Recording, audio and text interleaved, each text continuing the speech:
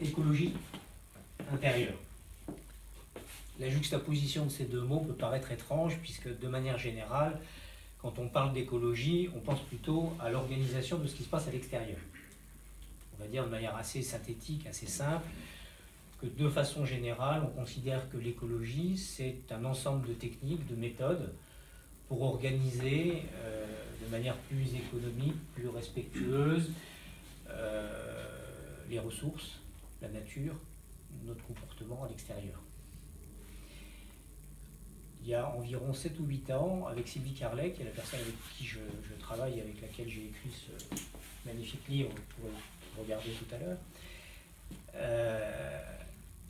lors d'une conversation amicale, où on discutait justement de ces questions d'écologie, on a soudainement pris conscience l'un et l'autre qu'au fond, pour nous, l'écologie, ce n'était pas du tout une organisation de quelque chose d'extérieur à nous, mais qui nous paraissait intéressant de regarder s'il ne fallait pas d'abord organiser les choses à l'intérieur de nous, faire le ménage, ranger les dossiers, se débarrasser des encombrants, faire de la place, de manière à ensuite pouvoir porter un regard un peu plus clair et peut-être plus autorisé, si j'ose dire, sur le monde à l'extérieur de nous.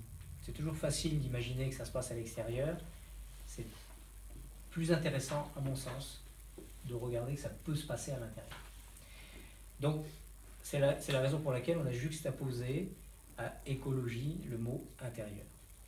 Alors, comment est-ce que ça marche, l'écologie intérieure? Au fond, c'est un peu comme la prose, je pense qu'on en fait tous en permanence, et qu'il suffit simplement, pour comprendre comment marche l'écologie intérieure, de comprendre comment on fonctionne.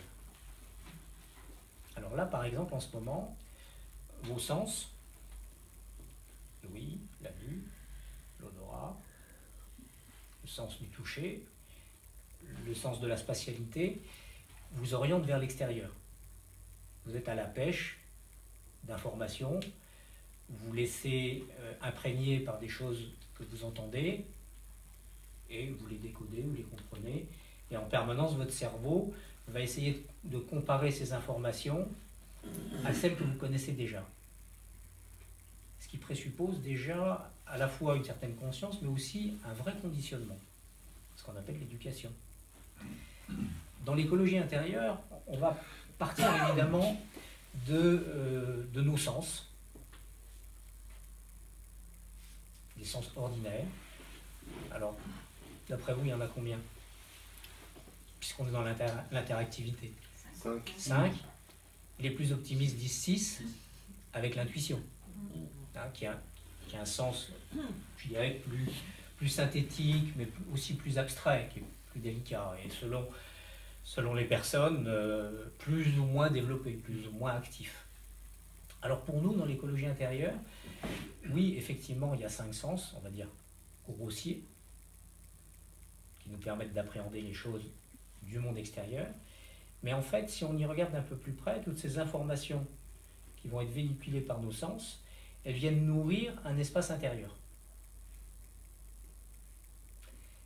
Donc l'intuition, oui, c'est l'aspect, je dirais, un peu superficiel du sens de l'intériorité. Donc en fait, il y a bien 6 sens, 5 qui sont tournés vers l'extérieur, 1 qui est tourné vers l'intérieur.